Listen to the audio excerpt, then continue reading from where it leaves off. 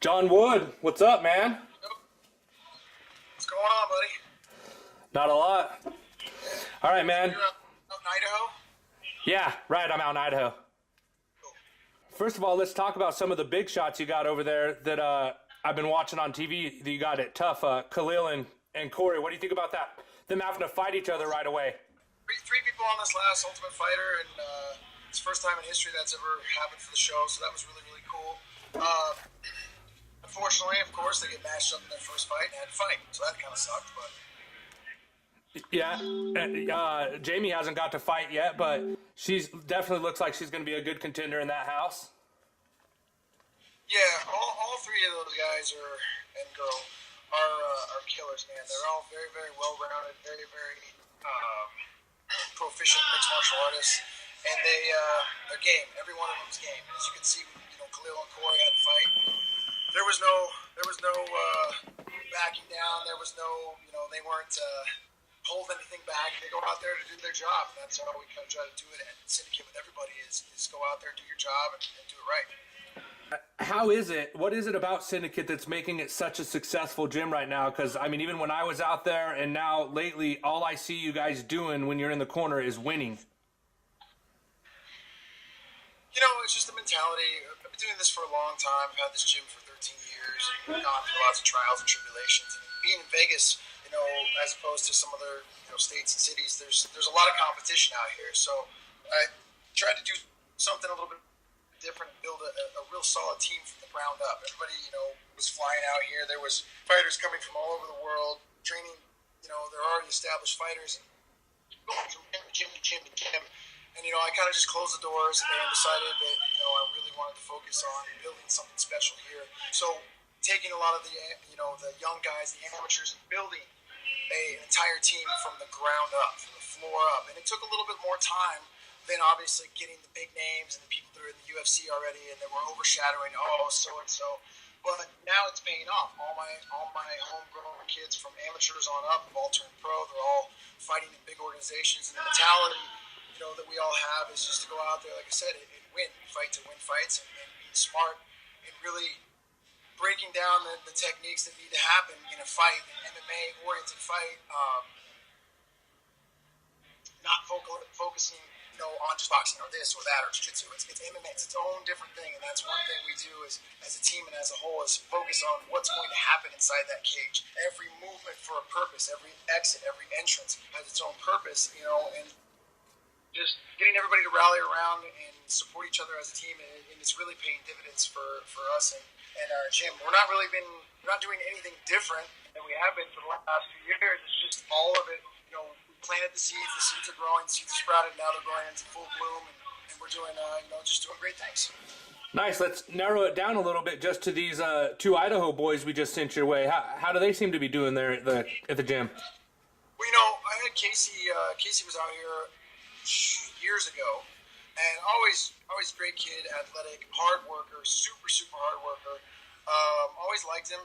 He ended up leaving and exiting, with his coach at the time, going back to Idaho, and so it's kind of cool to have him come full circle, come back around. Him and Vince are both just workhorses, man. You tell them to do it, whatever you tell them to do, they're going to do it. In fact, I think one of the biggest things with these guys that I'll have is to kind of tone it down a little bit. We got to do this, we got to do more, and they're excited to be part of the team, and that's awesome. I love their attitude, I love their dedication and focus. But we're going to reel in a couple little things and make sure that they make it to the fight as healthy and happy and trained properly can. But love having them here. They're a great addition. They fit in great, and that's kind of what we look for. Is not so much even. Obviously, I want talented guys, but it's a vibe we have here. There's no egos, there's no assholes, there's no coming in to kill each other. We train hard, we train smart, and those guys really fit in right away with the team. Just kind of blended in right away, right off the bat, and that's what I look for the most. Yeah, I noticed that when I was down there, even with Miles, it just seems like it's a great atmosphere of fighters there. So I definitely get that vibe from that gym too. So including Casey and Vince, obviously they have upcoming fights. What other upcoming fights you guys got coming out of that gym? What's that last part? Cut out, sorry. What other upcoming fights do you guys have coming out of your gym? Oh man, it's things are kind of hitting full gear. We've got this weekend, heading out for Julian Marquez. Just took a short notice fight in that Combates America fight in that show that's UFC Fight Pass. That'll be on this Monday. So we're going out to LA for that. Get back, I think, for a week. Then got Casey, Vince, and Tyler Freeland is all fighting on that Bellator card.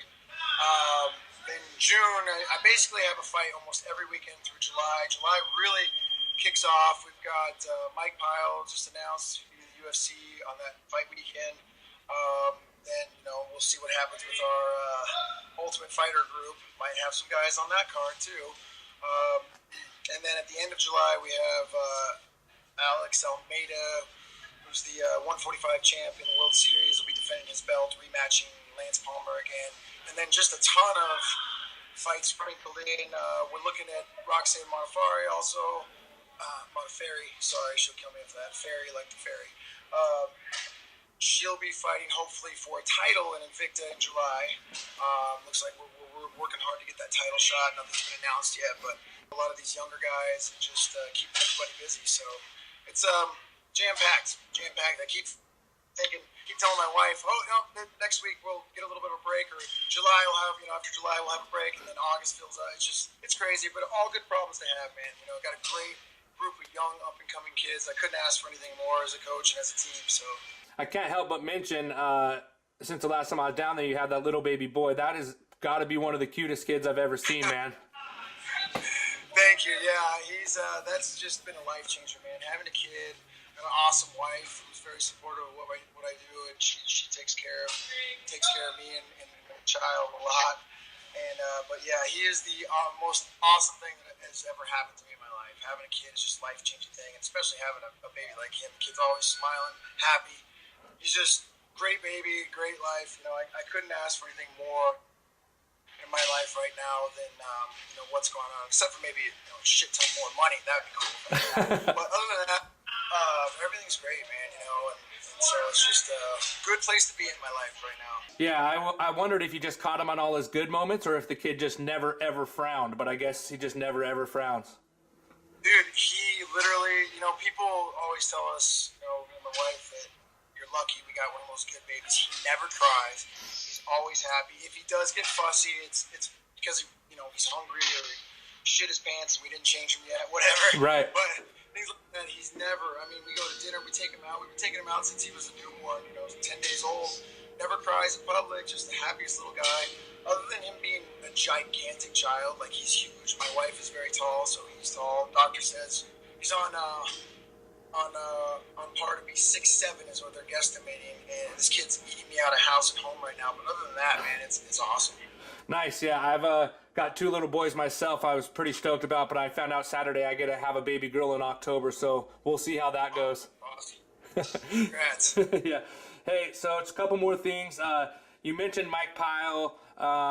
Talk about some of the other big names that you coach that are coming out of that gym that Vince and Casey are getting to meet and kind of hang out with while they're up there. Well, Pyle's one of the veterans of the team who's been a very intricate part of my career. I probably learned more from him. Used to be one of my training partners, coming up, one of my best friends, and I've probably learned more from him than I've learned from anybody. Now it's kind of funny actually coaching him.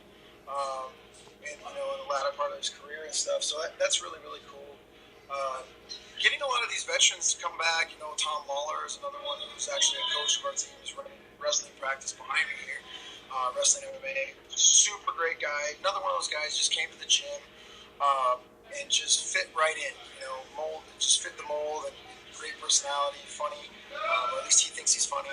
But, it's just good having these veterans who we're actually having success in these fights, coming on the tail end of their career, and they're coming to Syndicate, and we're getting a lot of good results with it.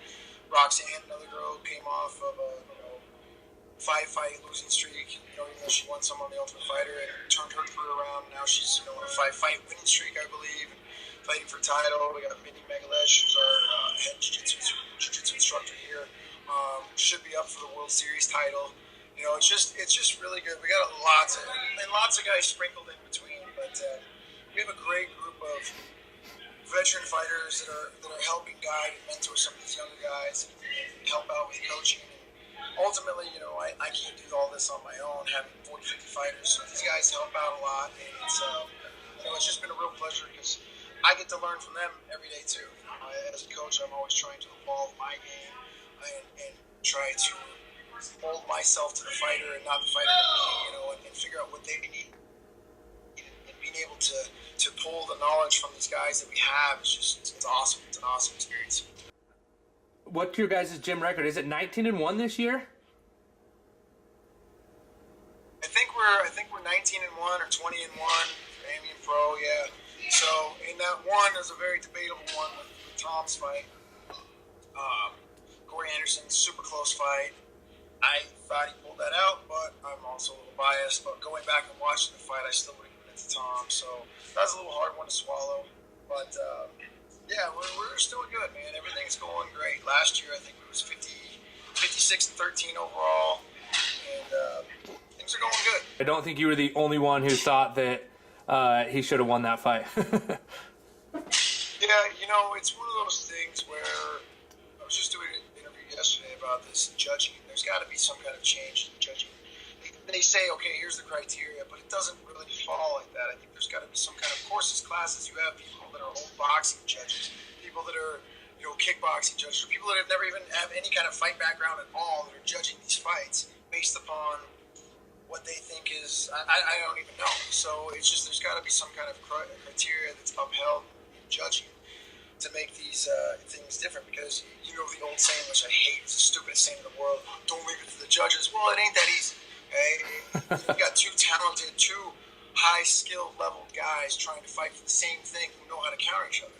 And the only dumbasses say that is they have never fought or never trained before, because if that was the case, everybody would be winning. There would be no losers, which is an impossible thing to happen. So it's going to go to the judges, and we need to change something. Hopefully it's in the near future of some kind of course or some kind of something that's upheld so that guys can get fair calls. Yeah, I totally agree, man. I hate the old don't leave it to the judges thing too. I think you should be able to leave it to the judges and be able to trust those people to do their job and judge it correctly. But then again, I'm not a judge, and it can't be an easy job for them either. But there's got to be a happy medium somewhere. So last thing I wanted to ask you about, just because it's something I find pretty cool, is how is it being on the PlayStation 4 video game? That's probably one of my crowning achievements. I mean, there's not a lot of times you can say you're a video game. That's going to be a lifelong thing. I can show my kid or whatnot. That was a really, really cool deal. Like, they came in, Syndicate's actually the gym in the video game. They scanned the entire gym and built the game in. So, like, a lot of times, I know in the first one, if you go through the training mode, you're training here, and get to be a coach and did all the voice work. So that was a super, super cool experience. It's really cool. That's probably one of my top 5 moments in my career. You got anybody you want to say a shout out to? Hopefully a bunch of people are going to see this video. Hey man, just if anybody's ever in town, want to come and check out the gym, Syndicate Mixed Martial Arts, follow me on social media, Bigwood MMA. Pretty much, I think that's my social media on all handles. That's pretty much it. Okay. Well, hey, man, I hope to make it down there with these guys and meet you in person, but I appreciate you sitting down for this FaceTime interview for what I'm going to try, this new interview series. We're going to call it In Your FaceTime, man. So hopefully I can get a few interviews. I can get some of these guys some exposure. Maybe just give me an input. Do you think that something like this is something fighters should do? Yeah, anything like this, one of the biggest things with the sponsorship, the way the sponsorship landscape is now, any of this social media, these interviews, these FaceTime things, it's all good.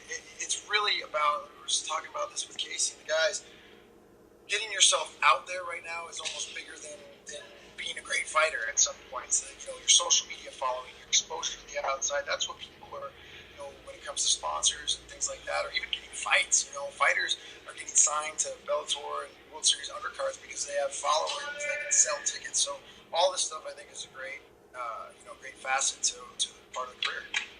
Perfect, man. Thanks again. Peace out. Have fun coaching. It's always a pleasure talking to you, man. Awesome, man. Thank you. Yep.